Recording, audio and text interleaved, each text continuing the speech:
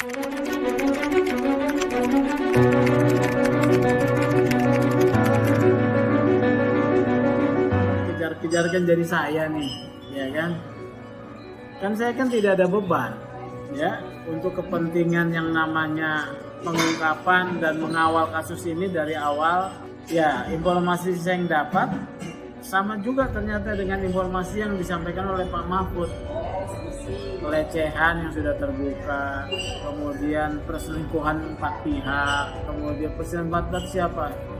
Lupe, Brigadir Y, Sambo, Rita, itu udah terbuka, ya. Kemudian pemerkosaan yang sebetulnya tidak, ya. Kemudian satu lagi motif yang terkait seksual ini tidak mau saya buka, ya. Itu juga orang udah pada dengar. Kelima ya soal Y itu mengetahui praktek lancung daripada Sambo dan timnya soal perlindungan terhadap praktek judi online. Judi online yang menjadi anggota dia dilindungi, yang tidak di suspend. Yang tim yang suspend juga ada, ya kan? Jadi seperti itu isunya. Tapi kan ini jadi liar. Oleh karena itu untuk membantah semuanya ini, ya, menurut saya penyidik bukalah motifnya apa, ya, membuka motifnya apa biar tuntas sesuai perintah presiden.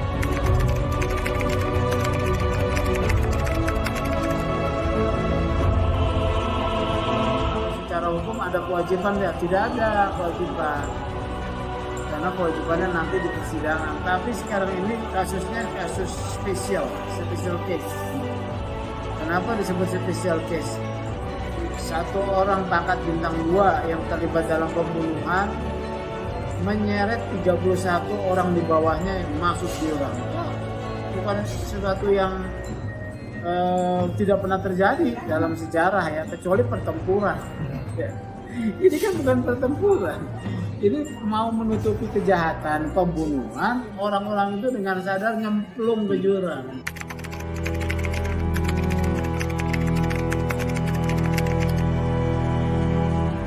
Balik itu sebetulnya ini ada perlawanan yang menyerang orang-orang dalam tim sus.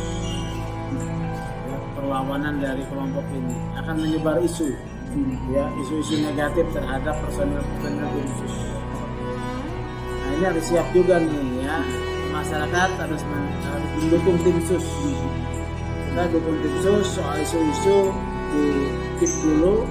Tim sus harus kita jaga untuk bisa mengawal kasus ini sampai pengadilan berhasil.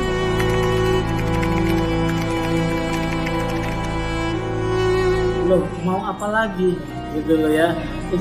Ini adalah pilihan yang paling logis. Coba kalau kita nggak percaya sama tim sus, ya.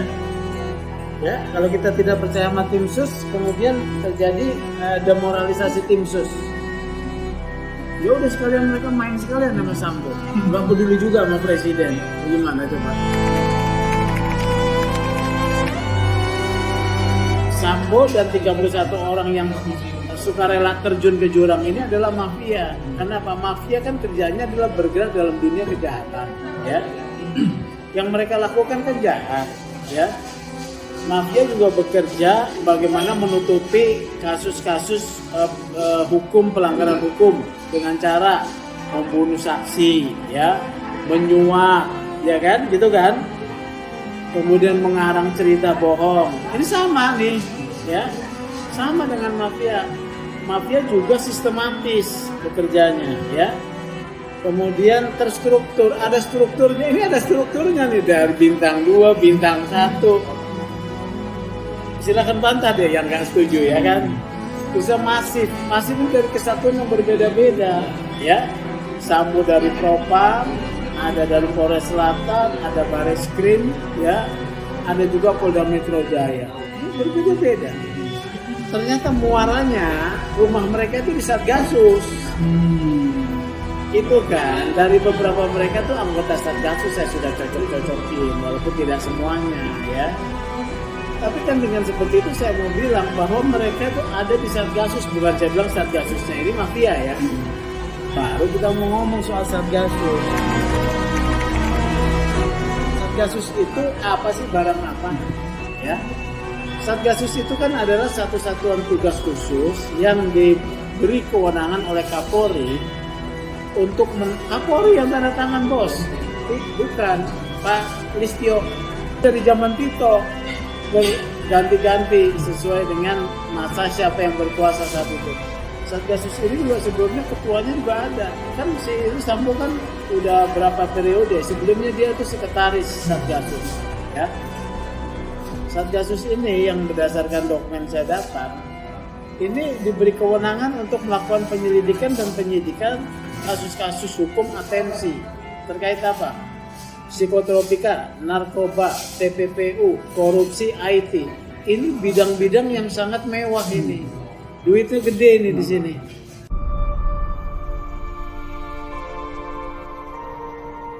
Pertanyaannya, pertanggungjawaban Satgasus bagaimana? Ya, dia bisa mengambil seluruh perkara di yurisdiksi yang ada di Indonesia. Kalau perkara-perkara besar dia ambil. Ya, dan ada isu 86. Ya, apa kasus apa yang dia tangani oleh Satgasus diangkat ke publik? Berapa banyak dan berapa yang diangkat ke publik? Belum jelas nih. Dan secara analisis, secara kelembagaan, Satgasus ini adalah polisi elit di dalam Polri. Mengakibatkan apa? Demoralisasi. Polisi-polisi yang tidak masuk Satgasus dianggap polisi kelas 2. Demoralisasi dong. Kedua, ini membuat tumpang tindih kewenangan penyelidikan dan penyidikan. Ya. Ketiga, sudah ada satker reserse di mana saja, tapi ini dikasih dibuka lagi penyelidikan dan penyidikan. Jadi satker itu menjadi paria, ya. Keempat, penyalahgunaan kewenangan sangat besar. Ya, penyalahgunaan kewenangan sangat besar. Kemudian kelima, operasi-operasi apa? Dia nggak pernah melaporkan laporan ke pertanggungjawabannya kepada siapa? Polri. Jangan. Polisi itu milik rakyat, harus pada rakyat atau setidak-tidaknya kepada DPR. Ada lagi. Jadi Satgasus, kesimpulan saya bubarkan Satgasus.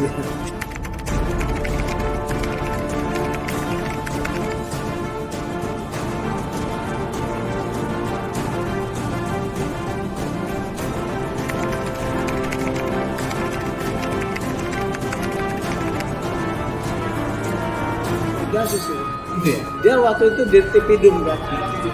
Dia waktu itu sudah ada Satgasus waktu itu, tapi ditangani oleh Dirtipidum ya. Jadi ada Pemio. Saya kan nggak mau mengikuti kasus itu ya, tapi katanya itu ada keanehan. Pengungkapan kasus itu hanya mengorbankan orang-orang kecil ya. Jadi soal korbanin orang kecil itu sudah biasa. Oknum polisi itu mengorbankan orang kecil sudah biasa, padahal dosanya sama loh. Dosa Anda menindas orang kecil itu lebih besar daripada Anda menerima duit dari uang dari bandar.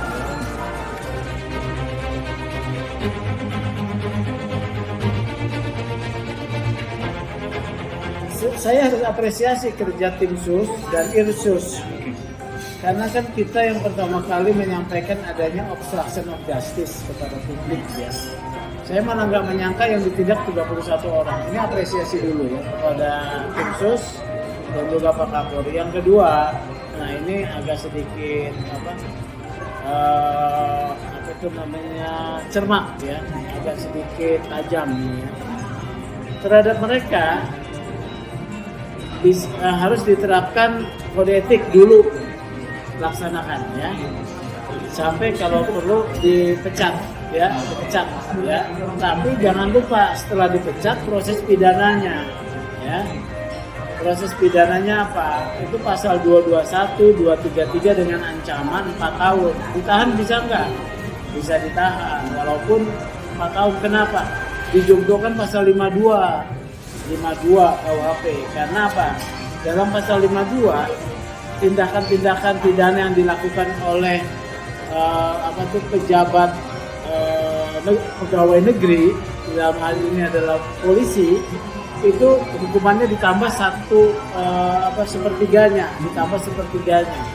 Kalau 4 tahun ditambah 1,3 kan 5,3 tahun, bisa ditahan. Ya, jadi penahanan gunakan 221, 233 junto pasal 52 ya untuk yang ini. Untuk yang 31 orang kepada Sambo bisa selain pasal 221, 233 junto 52, kemudian tindak pidana lain 340 junto 338, junto 55 dan 56 itu bisa ya. Jadi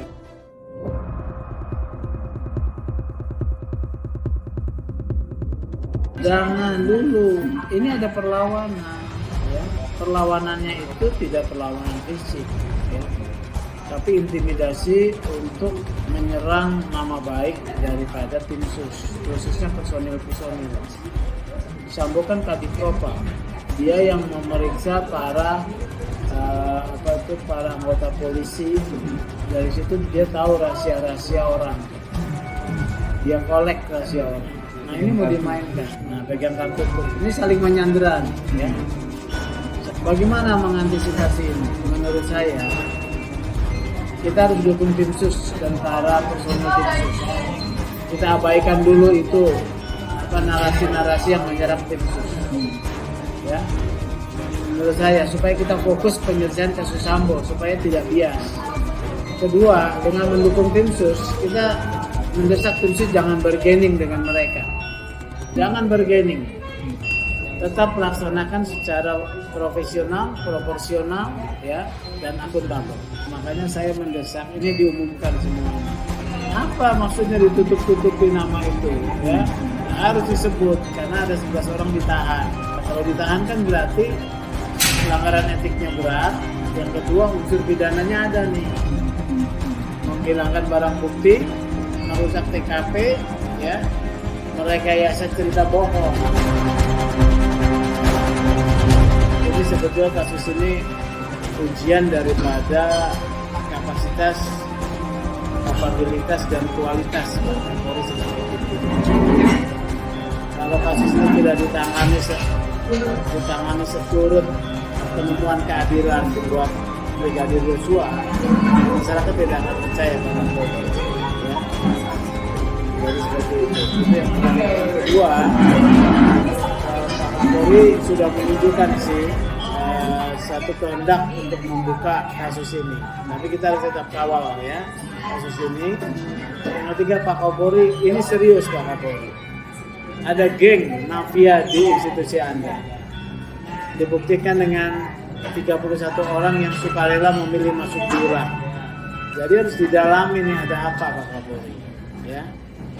Sehingga keluar rekomendasi pembenahan yang sangat mendasar ya, reformasi kultural yang tidak pernah selesai, kemudian juga dalam reformasi struktural, termasuk di dalamnya ini Polri harus berani mengikut sertakan peran serta masyarakat di dalam pemeriksaan di majelis kode etik kepolisian. Jadi perubahan regulasi juga ya, supaya kita bisa kontrol hal-hal yang menyimpang.